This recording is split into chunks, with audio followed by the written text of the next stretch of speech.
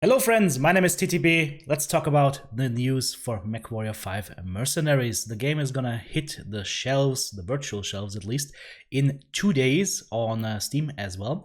And the add-on, the Heroes of the Inner Sphere DLC, is also going to hit as well. So that's the perfect time for us to talk about what is coming in those 2 days, what the price point will be, and of course whether we should have a look at that and potentially purchase that or not. So, buying recommendation, of course, will be in this video as well. There's a new trailer for the announcement of what I just talked about. So if you want to look at that trailer, I'm going to link that in the video description down below. What is going to happen is MW5 Mercenaries and the Heroes of the Inner Sphere DLC is going to be available on GOG, Steam, Epic Games, Microsoft PC, and Xbox One and Series S and X. So this is gonna hit the consoles as well. It's gonna be interesting to see how many people pick it up on consoles, but I'm really happy to see that it's finally hitting GOG as well as Steam. A lot of people have been waiting for the Steam release, and you will be getting the Steam release, I think, at a small discount. MW5 Mercenaries is a single purchase play anywhere product on Microsoft PC and Xbox. All right, so that's basically going to be available to you anywhere. And MW5 Mercenaries is also available through the PC, Xbox, and Ultimate Game Pass subscription. So if you already have one of these, you won't even have to buy the game.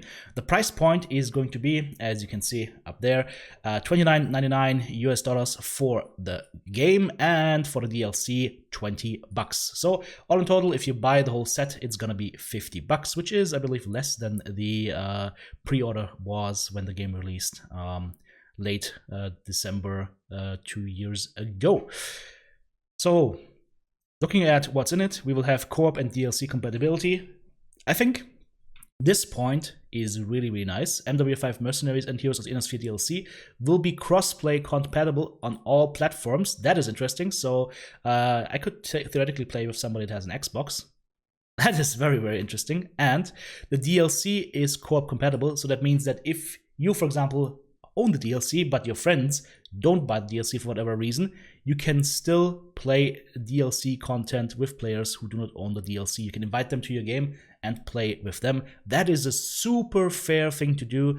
Like developers like EA or whatnot would never do that. So I think that's a really good move. That's a really good quality of life move. Now, what's also happening to MW5, there is, as I quote, a massive update. We already talked about the platform changes, getting released on new PC storefronts and Xbox consoles, crossplay on all systems. Force feedback is added to add to the immersion of piloting a mech. So I'm guessing this is mostly for if you're playing this on a controller, like this, for example, on the Xbox. But also maybe if you are using a HOTAS system or whatnot, then that should be nice for you as well. For me, I'm using mouse and keyboard, so I don't really care about force feedback. Campaign changes. The campaign tutorial is now optional. Very, very good. It was fun to play through that campaign tutorial once, but going through it second, third, or fourth time was kind of tedious, so it's now optional. Very nice. And the campaign story has a new beginning, so we will definitely have a look at what that entails as well. In terms of gameplay changes, what do we see? We have infantry present throughout the game, so be prepared to get hit by infantry and be prepared to roast infantry in large laser fire. That's going to be nice. The radar is going to be full 360-degree line of sight radar. And non-line of sight radar is possible with the Beagle active probe, which comes with the DLC. So you actually can have full 360-degree non-line of sight radar. That means if you don't see your target, you will still have it on radar if you have a Beagle active probe. The AI now finally uses jump jets in combat. That was one of the major issues in the previous game iteration. The weather has been improved. There's more dense fog, and extreme weather will now also affect sensors. So if you have like a very extreme weather, your sensors will not be functioning as well. Also, finally, what I asked after the first couple of times I played the game, salvage crates with additional rewards or supplies can now be obtained by exploring the map. So there will actually be loot on the maps, because they had this salvage crate mechanic in 1 or 2 missions in the game, and then they completely abandoned it for no reason.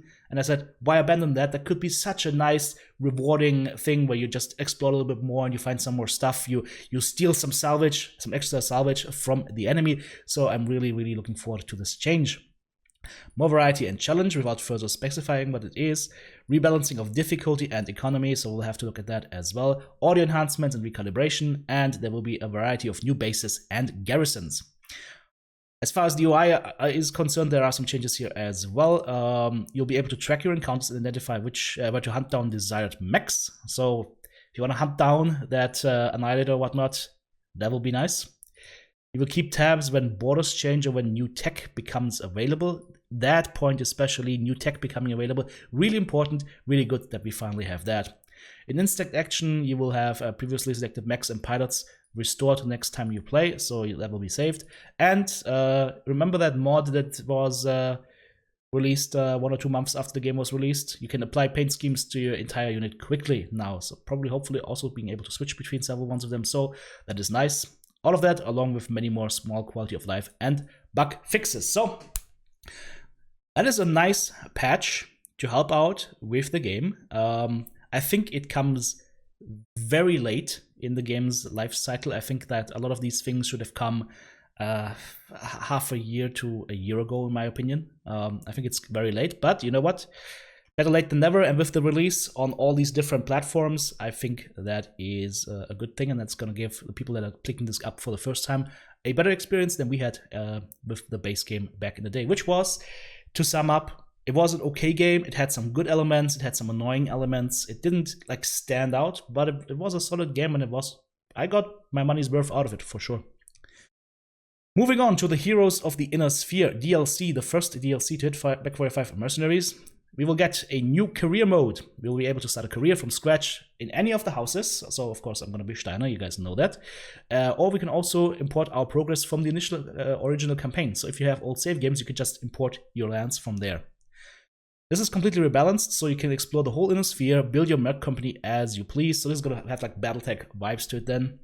The Inner Sphere map has been expanded, 61 total war zones, so that's a plus of 18 war zones, 34 industrial hubs, and 55 quest lines, so they also added 11 more quest lines.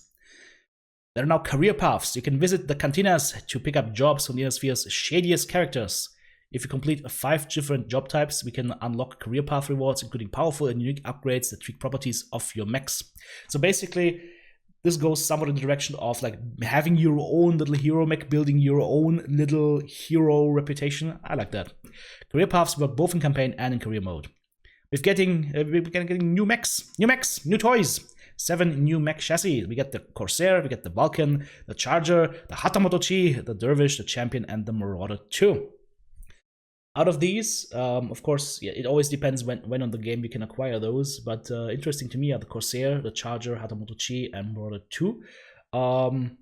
I don't expect those to be insane, because I've been playing all of these a lot in Mechwarrior Online, but some of these could be like nice upgrades or side grades. Marauder 2 could be interesting depending on the variants that will be available. There will be 50 new variants, including new variants for existing chassis, so that's nice. But once again, still there will not be like freely mix and match as you had it back in Mechwarrior 4 Mercs. There will be new missions. We will be able to hunt down 7 new heroes and their hero mechs in hero quests, so I'm assuming we can also then use those hero mechs for our own. There's a new procedural mission type, it's just called Beachhead. You have to clear a landing zone for a full planetary invasion while disrupting communications and avoiding artillery strikes. So if you are one of those MWO players who thinks that red smoke is a power-up, this mission will teach you to not stand in red smoke, or in this case, big flashy circles that tell you that death is going to rain upon your head. So this is going to be a nice training ground for those people, if you are one of those. There will be a new biome, an extra solar moon with hazardous atmosphere garrisons. That will be interesting. I wonder if we will see infantry out in the vacuum of space. Artillery and airstrikes. You will have to avoid enemy airstrikes. You can call in air support to deliver devastating bombardments, or use tag and narc on specific enemies for precision airstrikes. That will be interesting. We'll see how that turns out to be in the game once we play it. There will be new equipment. We will get ECM and EW. ECM, an electronic countermeasure, creates a distortion bubble that jams opponent's sensors and HUD and reduces their ability to detect you or target effectively. Use counter mode to disable an enemy's ECM. So what is EW ECM? Well, I'll have to look into that. Then we have a Beagle active probe and EW AP.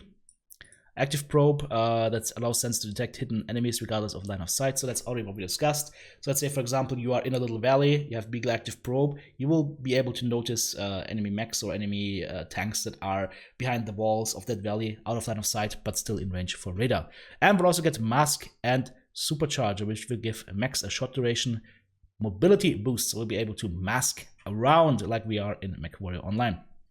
Last but not least, there are new weapons in the game. We get chem lasers.